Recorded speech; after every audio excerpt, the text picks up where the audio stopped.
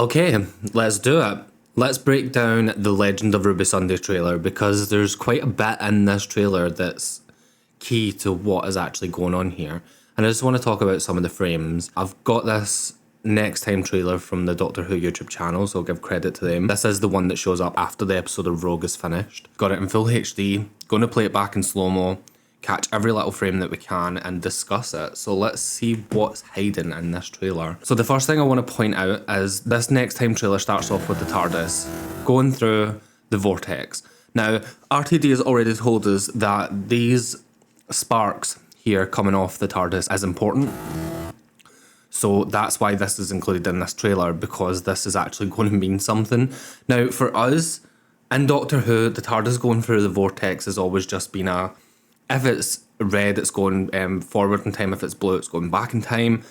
And then it's just been the title sequence. So the vortex has never actually meant anything super specific in Doctor Who. So having it actually mean something here is quite interesting, to be honest. And do you see how it actually focuses? Like, it literally focuses right here. It focuses on specifically showing you these sparks. So that is clue to, okay, the sparks really do actually mean something and Russell wasn't pulling our legs. What these sparks could mean is we know something's going wrong with the TARDIS. So this is probably just a visual indicator to show us that something's going wrong with the TARDIS. We've already seen that the TARDIS, or should I say, we've already heard that the TARDIS is making strange noises. It isn't landing correctly. Like, it's flying in through walls.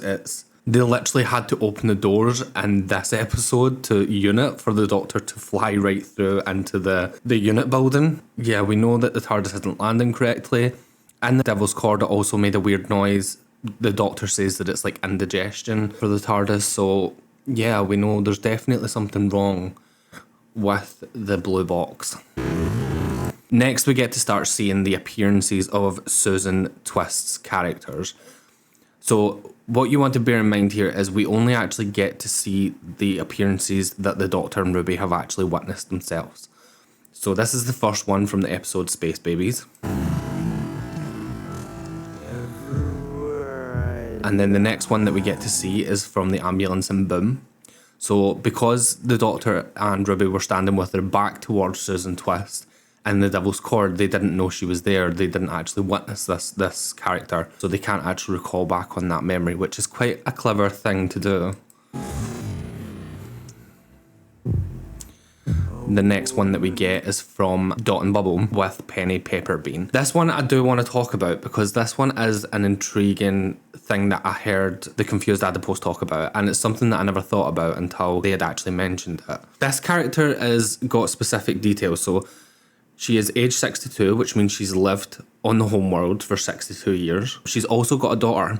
So this character, unlike the others, well, we don't know about the one from Space Babies. We don't know if that one actually had a specific backstory. But some of these characters appear to actually have backstory. So this means that Lindy's mother, Penny, has been alive for 62 years, and she's also had a daughter, and she's had like a full life backstory. How does that work in just random appearances? I mean, I suppose with Mrs. Merridew, you can just say that Susan Triad went back in time, made up a character, and was just there. But with characters like Penny Pepperbean and the Star Trek looking person on the screen, can't remember what their character was, but they essentially probably had backstories and families and a life out with this whole overarching point. So that leads me to believe that these characters here specifically are more like split characters. There we go for this one as well. She was a mother. She actually passed away in this story, and that's why she's in the portrait. So I don't think these are all Susan Triad. I think these are like splits of who Susan Triad is, or something along the lines of what happened with Clara. Like, she's been split through a time stream or something. She couldn't very well just make these people think, oh, this is my mother. Whereas this is what was actually one of the residents' mothers in this episode. So she had lived her full entirety, her full life, as that person's mother. So she's definitely, like, this character's definitely got to have something had happened to her in order to split the same person through all these different time zones. Unless it turns out that ᴍᴛᴄᴅ can live forever and is immortal, and then just kind of like fakes out once it's time to go to wherever she needs to go next. But you will notice in this one, we don't see the hiker Susan Twist because Ruby's time stream was erased. So Ruby can't fully remember seeing that specific version of this character. She does feel like she knows her from somewhere else, but she can't remember seeing her from 73 yards. And they don't see her in the Devil's Cord, so they can't see that flashback here either.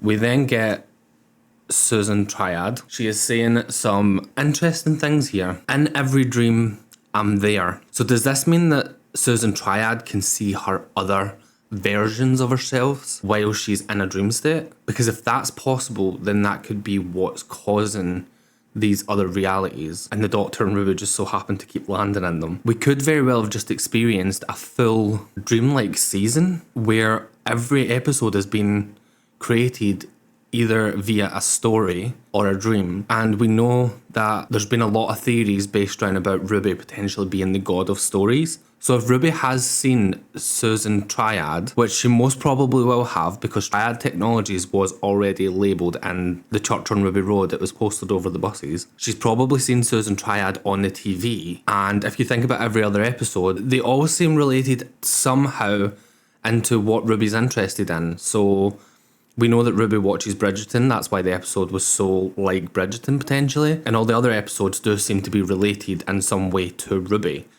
So is it possible that Ruby's created these adventures with her and the Doctor, and Susan Twist just keeps showing up because Ruby's seen her in her real life, and that's why she keeps showing up, because Ruby's inventing her to be there in every single one of these stories? I mean, it's really, really hard to decipher what's going on, because they're not, like, it's literally, they're dripping as the slightest bit of information for each next episode. Whereas before, and previously in RTD's run, the next time would be flooded with, if it was the Daleks, you would see the Daleks. If it was the Cybermen, you would see the Cybermen. We're not getting that this time. We're literally being drip fed the tiniest bits of information, and I'm loving it because it's stopping any spoilers. But yeah, I'm thinking that ᴍᴛᴄᴅ is being dragged into these places because Ruby potentially could be creating these adventures, and ᴍᴛᴄᴅ seeing those adventures through Ruby's character created eyes. So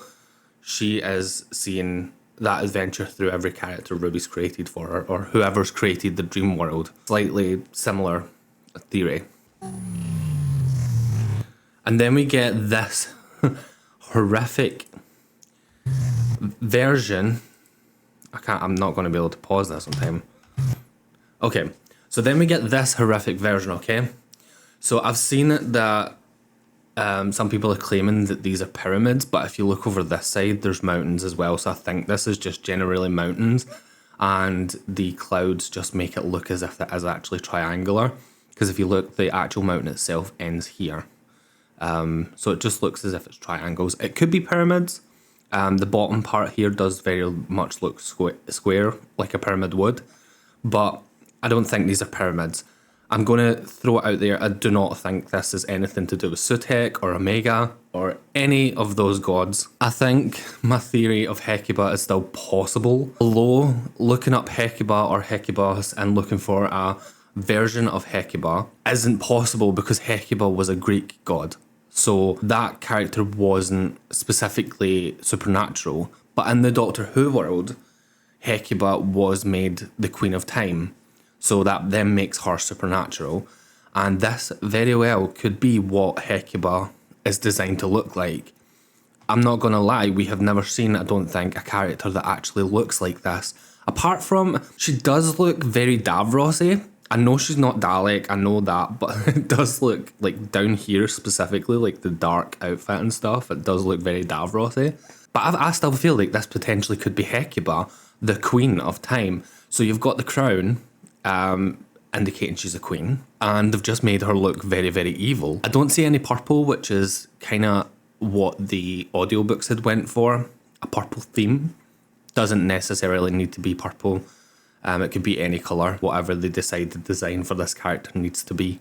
So yeah, I think it's possible this still could be Hecuba, And it's very possible for ᴄᴰᴅ to go through it and mess with the time streams as well, because she is, at the end of the day, the Queen of Time. But this is a very, very interesting character look, and the white eyes, the ghostly, godly look, like, it does actually work. But we get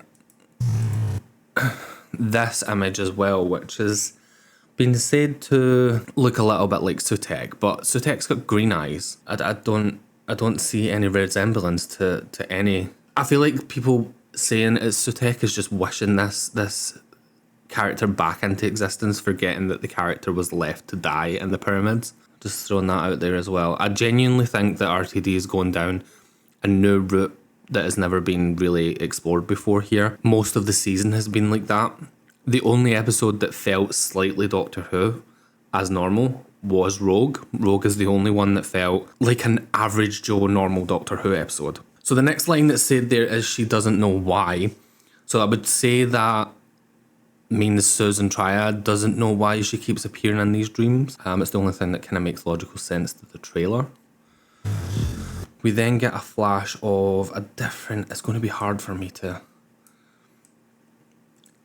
kind of stop on it, but it looks like a zombie slash... I'd say this looks as if the face is actually like kind of halved in two. So are we going to get like robots?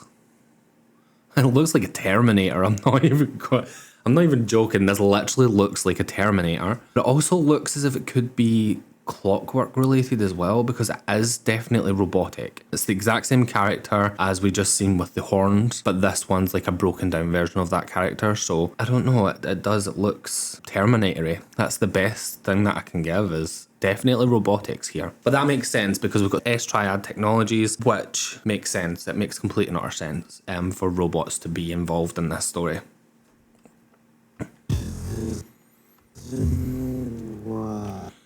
We then get a very surprising shot of the Doctor looking shocked.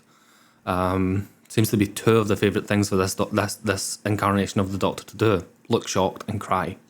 It's literally the two favourite things of this Doctor's personality. Giving us this insight into the Doctor looking shocked is just to build anticipation, because if the Doctor's shocked about what's happening, that means we should also feel shocked about what's happening. I'm just trying to look to see if I can see anything in the Doctor's eyes, because there is deliberate reflection there. You can see it here.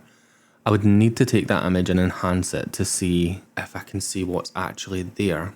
Okay, so I've enhanced the image of the Doctor's eyes, and all I can see is lots of light. So I'm just assuming this is the Doctor standing facing Susan Triad's performance on the stage, because we do know that the shot that's coming up next, I think, is the stage, but it just looks like a bunch of screens. But we have got really bright white lights here, which could potentially be something. But yeah, no, I can't really see anything at all. I think the Doctor's, there is a figure here, so there's definitely something there, but I can't really make out what. I mean, I'm not gonna lie, it does kind of look like a Cyberman. I hope it's not a Cyberman, but yeah, there's definitely someone here facing the Doctor's. So we do have something from that shot. The line here is, but she remembered them. So that's following up from the previous line. She doesn't know why, but she remembered them. So this is definitely something to do with Susan Triad's story. So she's there in every dream. She doesn't know why, but she remembers them. So I don't know if that means that Susan Triad remembered the Doctor and Ruby. So she's maybe remembered seeing the Doctor and Ruby on every visit that they've been on, even though the Doctor and Ruby's not actually seen Susan Triad every single time.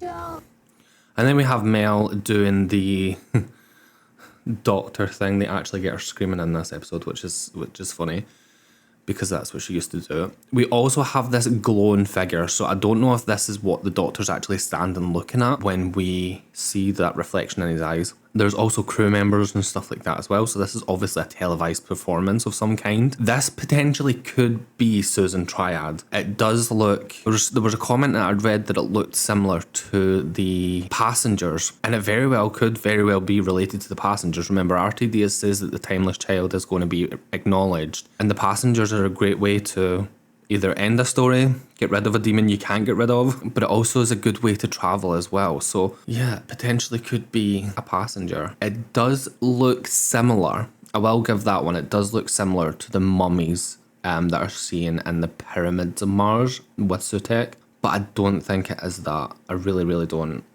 This is just a really big glowing figure.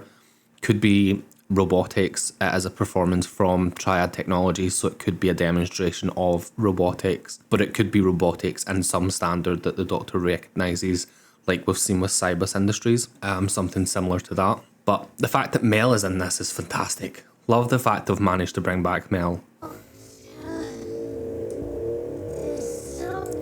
And then we get the one, the only Lenny Rush. We had Mel screwing Doctor. There's something wrong. Don't know if the bow tie is going to be a hint to number 11.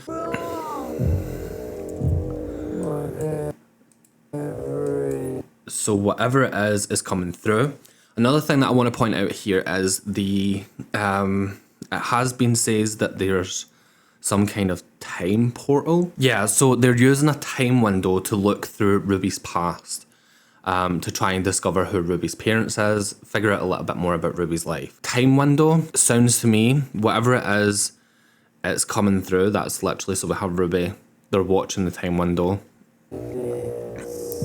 And the next scene is Kate saying, here it comes. So time window, that leads me even more to believe that it could be ᴄᴰ. As the Queen of Time, that seems like the most reasonable place that she would come from as a time window, coming out of the vortex and into the real world. So yeah, who knows? I do know that we're getting a lot of characters for these 2 episodes, so it's going to be an interesting watch.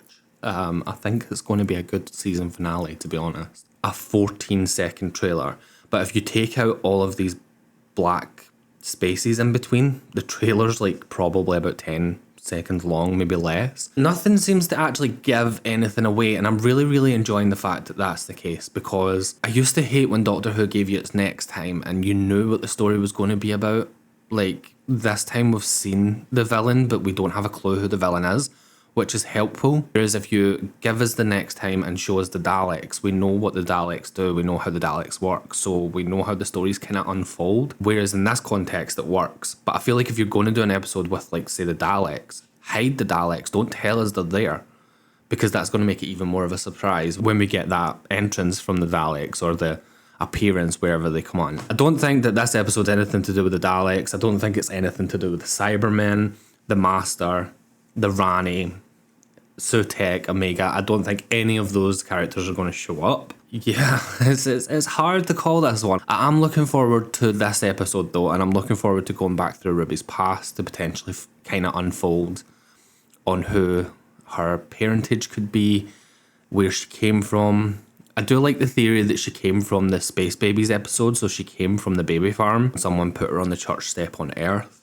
I feel like that kind of would really, that would link it back into the full series all the way through. So the very first adventure, well, the second adventure, but it's technically the first adventure for Ruby and the Tardis. And she goes and visits where she was born. That would blow my mind. But yeah, ahead of this episode coming out, you let me know what your theories are down in the comments. I always read them. And if I read your comment, I'll always give it a like and a heart. Sometimes I reply, it depends on how many comments start coming through. It's hard to keep on top of them all. But yeah, just thanks for liking and commenting and supporting this channel.